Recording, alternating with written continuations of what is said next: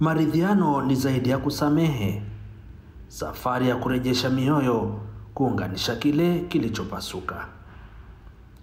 Maridhiano ni kujenga msingi wa amani ya kweli. Kutana na Mchungaji Mutash. Mfalme wa amani. Yesu alitabiriwa hivyo. Mwandike maandiko hayo, Isaya sura ya 9 mstari wa 6. Yesu anatambulishwa kabla ya kuzaliwa ni mfalme wa amani, anazaliwa kwetu. Na Mungu wetu ni Mungu wa utaratibu, si Mungu wa machafuko.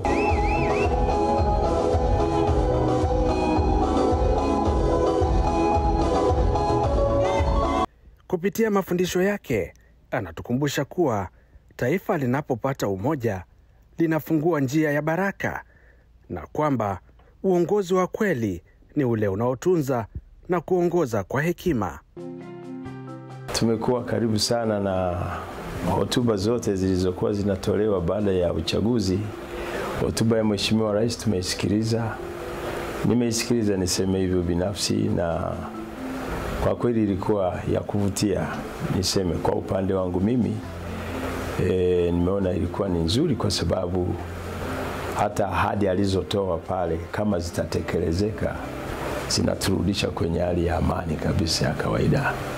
Ukiangalia kwanza, wananchi walishangubikwa na hofu na wasiwasi kwa ajili ya zile vurugu zilizotokea wakati wa uchaguzi kabisa. Lakini hotuba kama asilimia kubwa watu wamepozwa mioyo. Kutokana na uvunjifu wa amani uliotokea nchini, tunahitaji kwanza kufanya tathmini ya kina ili tujue kiini cha sababu ya kadhia hiyo, na ndipo tuunde tume ya maridhiano. Katika muhula wa kwanza wa awamu ya 6 tulikuja na falsafa ya R 4 ili kuliunganisha taifa. Serikali ilionyesha utayari wakati wote kuleta maridhiano ili kwa pamoja tuweze kujenga na kulitunza taifa letu. Swala la maridhiano alilitaja, ambalo ni mimi nasema ndio inaweza kuwa mwarobaini kabisa ya amani yetu baada ya uchaguzi. Sababu kama unavyojua, watu wote wanasema kuna maisha kabla ya uchaguzi, wakati wa uchaguzi, na sasa uchaguzi umeisha. Tunategemea amani yetu iendelee na irudi. Kwa hiyo yale aliyosema Mheshimiwa Rais kabisa, tunatarajia utekelezaji wake utaleta majibu ya wananchi wengi. Bila kujali wengine maridhiano hawayakubali, lakini nadhani maridhiano ndio itakuwa mwarobaini kabisa, kwa sababu hii nchi ni ya watu wote. Uchaguzi umepita, hatuwezi kuepuka hilo kwamba kuna wengi wameumia. Unajua, inapokuwa imetokea uchaguzi kama hivyo, watu wanakuwa wamejipanga kuchukua dola. Hakuna anayeingia kubahatisha au kujaribisha. Sasa ukianza kwenye vyama vyenyewe, michakato yao wenyewe, kunakuwa na vita huko pia. Nani aende kupeperusha bendera yetu kwenye uchaguzi huu? Sasa wanapojitokeza wengi kama tulivyosikia, na hiyo sio ajabu, ni nchi zote ni hivyo. Wanaokosa wanahitaji faraja sana kabisa. Wanakuwa wamejeruhiwa, wamekosa, wanaweza kaona wanahitaji faraja, sio kuzomewa, sio kutukanwa, sio kubezwa. Kabisa faraja, poleni jamani, imekwisha, lakini bado kuna maisha baada ya uchaguzi. Maneno kama hayo, tuko pamoja, tuijenge nchi yetu.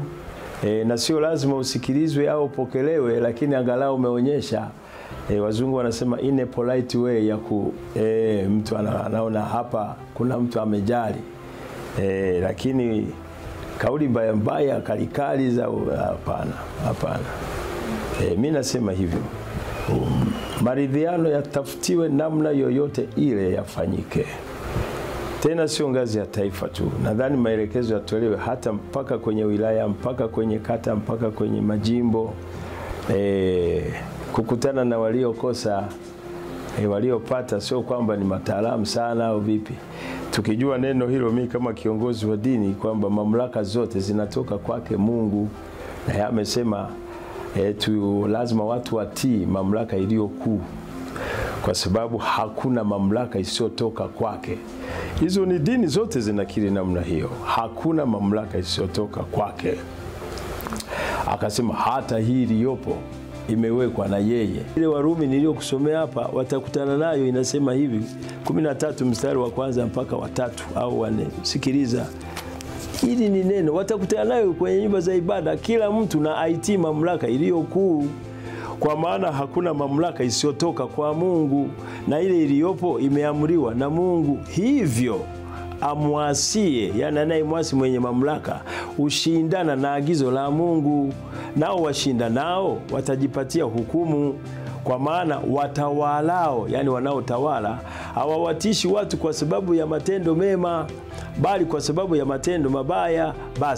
Basi wataka usimwogope mwenye mamlaka, fanya mema, nawe utapata sifa kwake, kwa kuwa yeye ni mtumishi wa Mungu kwako kwa ajili ya mema. Lakini ufanyapo mabaya, ogopa, kwa maana hauchukui upanga bure.